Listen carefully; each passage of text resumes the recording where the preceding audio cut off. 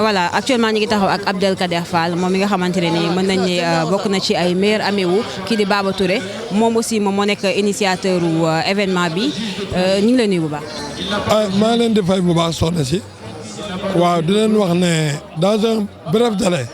on a eu à faire des démarches muy ASC Jambar ak ñi ko wër léegi bi Baba Touré jógee ñu ne pourquoi pas parce que délai bi dafa court ñu démarche stade Amadou Barry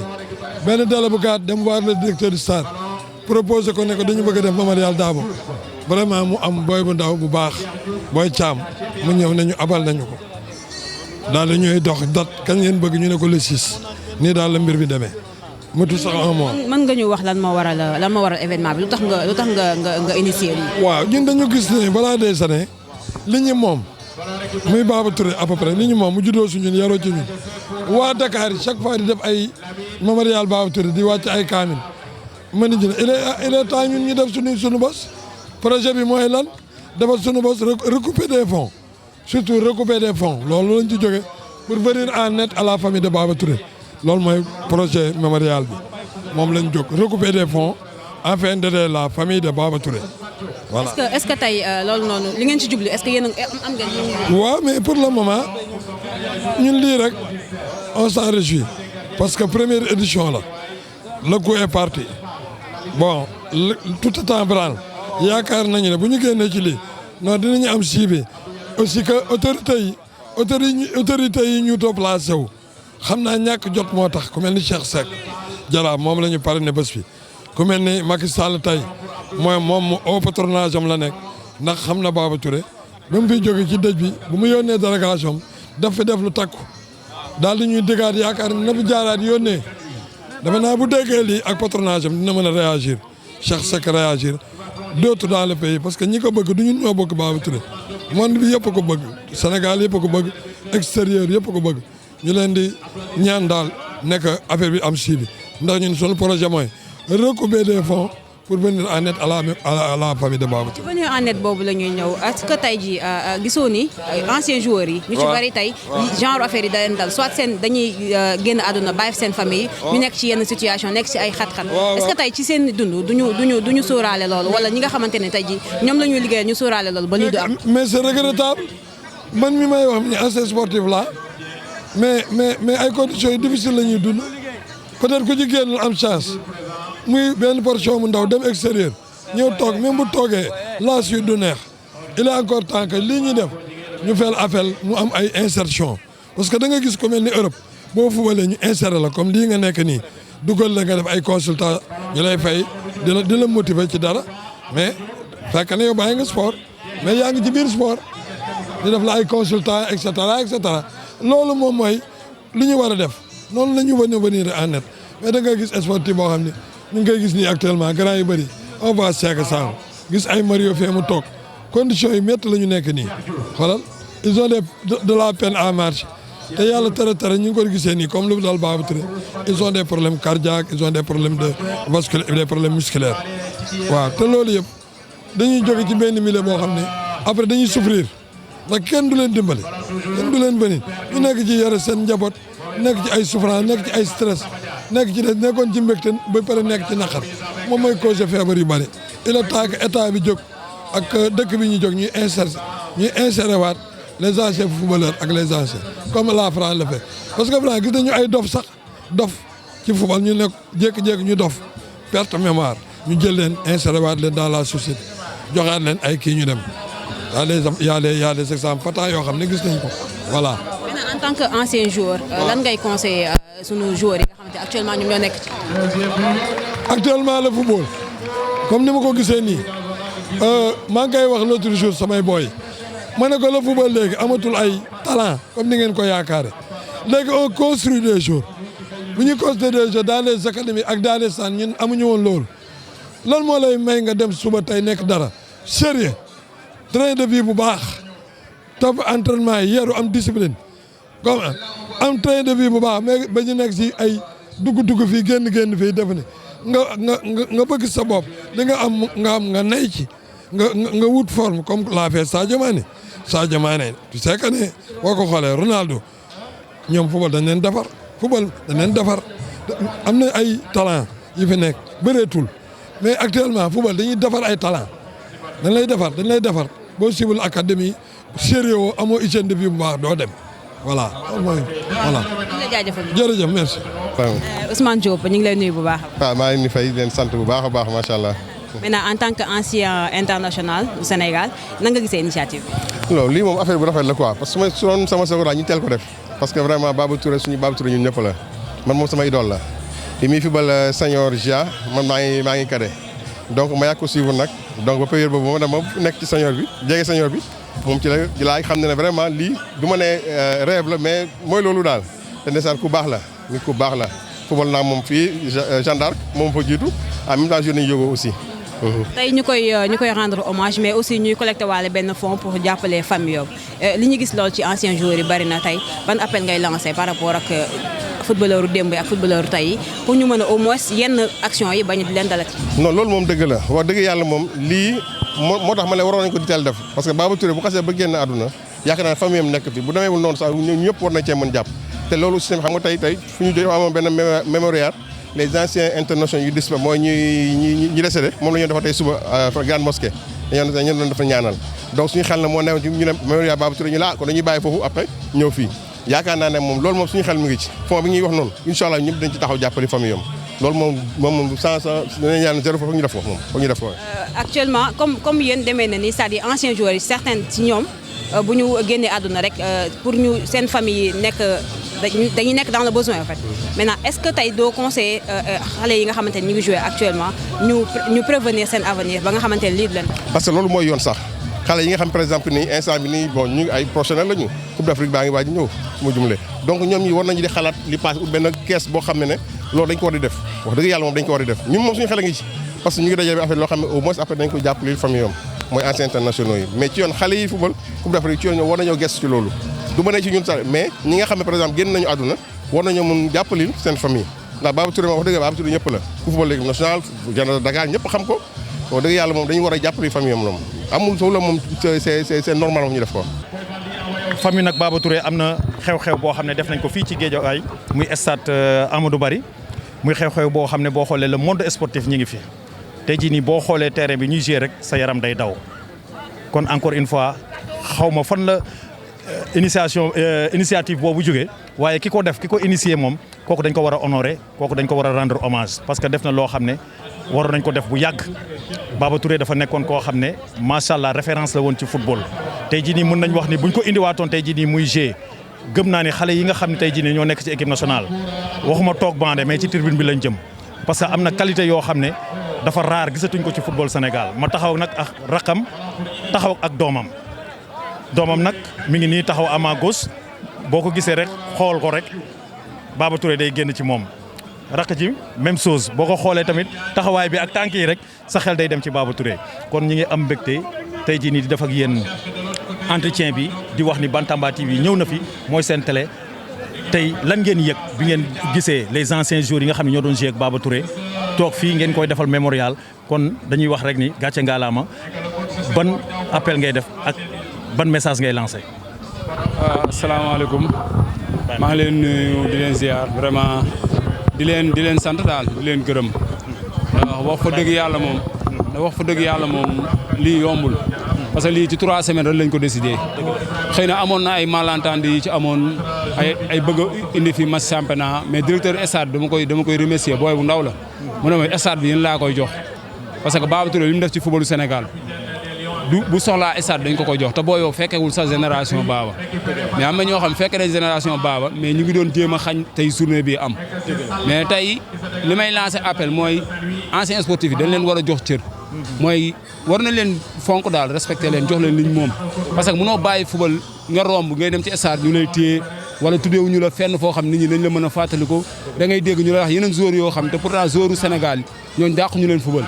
xëy na moyens yi ñoo bokkul te li may wax rek gis nga àdduna boo ci nekkee fi sa mag teg tànk foofu ngay teg sa tànk te Baba daf ñu wan yoon da di suñu mag baax laabir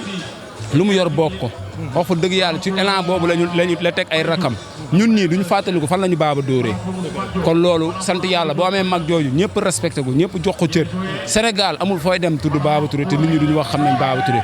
wax fa dëgg yàlla muy loo xam ni ndam la ci ñun parce que mun nga am sa mag ngay rëccu mais ñun dañ koy sagoo ndax ñu ko rafetlu tey dafa bëri te ay doomam yi yàlla na yàlla li ñuy mébét ci ñoom yàlla na ko yàlla sotti te loolu la ñuy ñaan yàlla te initiative bi mooy doon tey fexe jàppale ay doom Baba Touré initiative bi loolu la woon mais xëy na suivi bi amul xëy na am na yoo xam ni am na ñoo xam ne woo nañ leen mais ñëwuñu mais sant yàlla parce que tamit tey mënoon na bañ a demee nii mais dafa rafet tey même boo ñëwul nga yónnee nga ne am nga empêchement wala am nga dara parce que nit ku la yëg moo la faale parce que bu nekkul dara Cheikh Seck ak Baba Touré ay yàgg nañ te loolu dara mënu ko dindi kon moom bu ñëw sax war nañu def signe même Macky Sall sax Baba Touré moo nekkoon jouram mais ak nu mu mënti demee tamit ñun message boobu la ñuy lancé daal muy Cheikh Seck ak Macky Sall waaw jàppale njabootu Baba Touré parce que soxla nañ ko daal. dëgg la comme ni ma waxee soxla nañ ko tey jii nii lii mën naa wax ni cri de cœur la ndax Baba Touré dafa nekkoon nit koo xam ne nit ku am dayoo ci football Sénégal la. li ñuy ñaan rek maanaam moom mooy comme li mu wax rek appel bi mu def muy notre cher président Cheikh Ahmed Tidiane Seck comme li nga war xam naa ni dina ñëw ndax comme mi ngi regroupement équipe nationale xam naa ni dina bu génnee ci lii rek te gëm naa ne balaa muy dem Coupe d'Afrique bu ñëwul tamit dina fa yónnee ndax su ma ci jógee rek dinaa ko woo dinaa wax ak moom ci loolu. Monsieur Lamine Mboup, présentez-vous s'il vous plaît. Voilà, moi c'est Lamine Mboup, comme vous venez de dire, ancien joueur de la Jeanne de Dakar, aujourd'hui président du syndicat des footballeurs professionnels du Sénégal et ancien international et ancien professionnel. Écoutez, vous savez, moi j'ai une partie importante avec Baba Touré. Vous savez pourquoi? Parce que Baba Touré habitait chez nous quand il jouait à la gendarme. C'est mon père Guitambert qui l'a accueilli chez lui et qui le payait lui-même. On parle de football professionnel aujourd'hui. Lui et Salif Diagne et Balla Cissé, ils leur avaient trouvé un appartement où ils étaient. Ils leur payaient. Et Baba habitait avec nous à la maison. Donc c'est un frère, c'est pas un ami, c'est pas un partenaire, mais un frère. Et aujourd'hui, quand on fait son mémorial, tout le monde du football devait être là. Et je le disais tantôt, il faut qu'on arrête ce complexe. Parce que quand on fait un mémorial d'un étranger, les gens se lèvent. Comme, par exemple, je suis sûr que si on faisait le mémorial Platini ici, tout le monde serait sorti pour venir. Alors que Baba Touré est 1000 fois meilleur que Platini au football. Ablaye Diop l'appelait Kempes. Pourquoi Kempes? Parce qu'au moment où il venait dans le football, c'était en 1978, il y avait Kempes de l'Argentine qui venait de prendre la Coupe du Monde. Et c'était un numéro 10 comme Baba Touré. Alors, tout le Sénégal a chanté ce que Baba Touré a fait. Et jusqu'à présent, il n'y a aucun joueur de la gendarme, aucun joueur du Sénégal qui a la trempe de Baba Touré ou d'autres anciens joueurs. Vous comprenez? Et aujourd'hui, je me rappelle quand je disais à Baba, mais arrête, yo, bail Titoru. Moi, je suis meilleur que toi au football. Il me dit, attends, j'appelle ton papa. Quand il a appelé mon père, il dit, il y a ton fils qui dit, Lamine Mboup, qu'il est meilleur que moi. Vous savez ce que mon père lui a dit? Tes chaussures sont meilleures que Lamine Mboup. Vous vous rendez compte? Hein? Alors, donc, c'est pour vous dire. Et aujourd'hui, je vais vous dire une chose. J'aurais aimé que ce soit tous les anciens footballeurs à qui on doit faire un mémorial. Ce matin, les internationaux de football ont fait le mémorial des disparus. Tous les anciens internationaux qui sont partis, que l'on ne voit pas. Ce matin, on a fait la lecture du Coran pour eux à la grande mosquée de Dakar, avec l'imam Samb de la grande mosquée, qui a été une fierté. Notre président Cheikh Ahmed Tidiane Seck était là-bas avec beaucoup d'anciens internationaux. Ce fut une belle fête, une belle cérémonie. Et aujourd'hui, dans l'après-midi, on vient pour le mémorial de Baba Touré. Ce qui veut dire que nous, les anciens internationaux, on se reconnaît. Même si les Sénégalais ne nous reconnaissent pas à notre valeur, nous, on se reconnaît. Et on voudrait que les gens sachent que nous avons servi le pays comme les militaires, comme certains policiers. Parce que nous faisons retentir l'hymne national du Sénégal partout où on part. Donc, donnez-nous à nous, anciens footballeurs, anciens internationaux, la place qu'on mérite. En tant qu'ancien footballeur, quel appel lancez-vous au gouvernement, soit ou bien aux joueurs actuels, pour venir en aide ou bien soutenir les anciens joueurs? La dernière fois, dans une chaîne télé, je disais, aujourd'hui, ces joueurs qui sont plébiscités dans le monde du football, c'est à eux de faire en sorte qu'on respecte leurs anciens. Aujourd'hui, ils doivent se dire, nous, on ne jouera pas pour l'équipe nationale tant qu'on ne verra pas nos anciens devant nous. Est-ce que vous... Parce que ce que je leur dis, ils ne savent pas de quelle importance ça a. Parce que demain, ils seront à notre place et on ne leur donnera pas ce respect.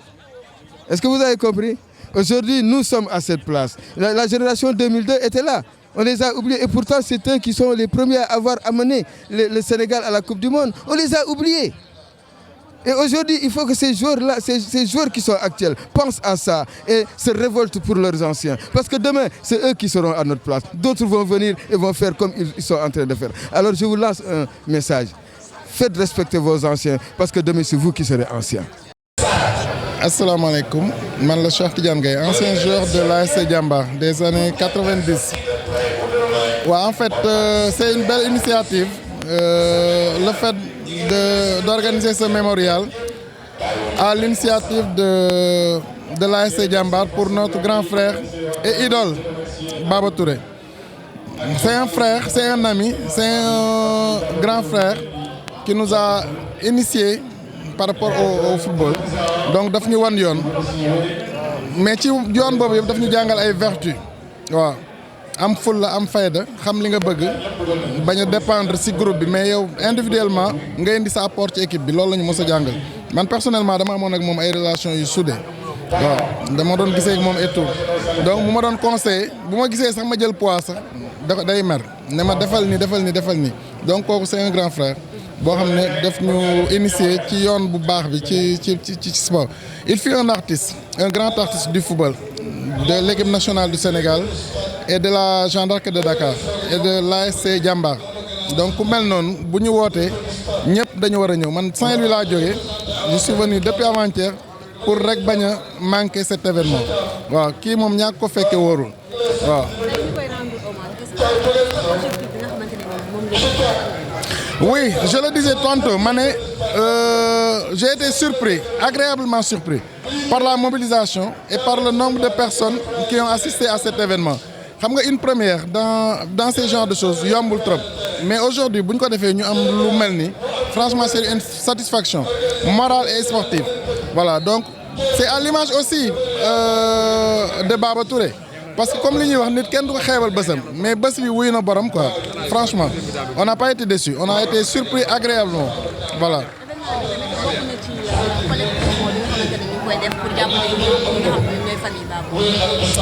Oui loolu aussi ce serait une très bonne chose mais quand même man li ma bëggoon mooy que anciens footballeurs yëpp ñu am benn panel boo xam ne daf leen servir de tremplin pour que mu nekk genre IPRES ñoom waaw parce que anciens footballeurs yu bëri fii boo xoolee il y a d'anciens internationaux mais ñu bëri ils sont dans des difficultés certainement alors que ils ont tout fait pour le pays ñu mel noonu nag bu leen état bi jëlul en charge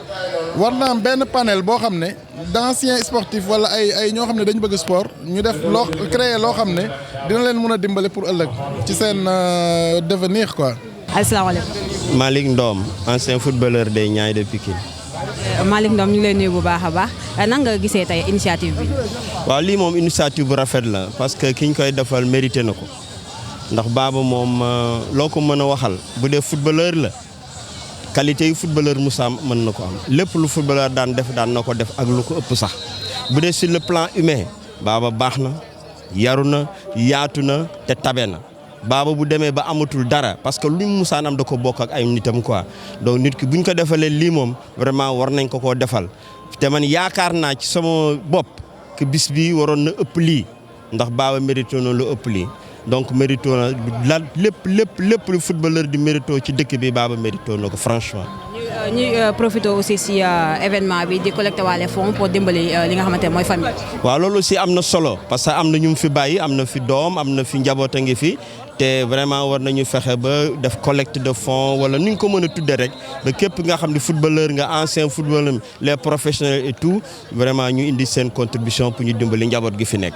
par rapport au gouvernement bi ban appel ngay lancé pour ñu mën a. waaw man toujours dama ko wax ni gouvernement war na fexe ba nga xam ne les anciens footballeurs boo leen seetloo ñu ci bari presque ils sont dans la précarité parce que dañoo toppoon football bi bàyyi yenn domaines yi léegi bàyyi nañu football presque le monde du football les a oubliés donc ils sont dans la précarité dañuy sonn dañuy feebar dañuy def lu nekk mais duñ gis kenn donc gouvernement bu ñu fexe woon ba mu en rapport avec l'association des footballeurs ou bien des professionnels ñu wala des anciens internationaux ñu am un fonds bi nga xam ne vraiment c'est pour venir en appui aux anciens ce serait très bien vraiment la précarité dans laquelle ñuy dëkk c'est pas soutenable.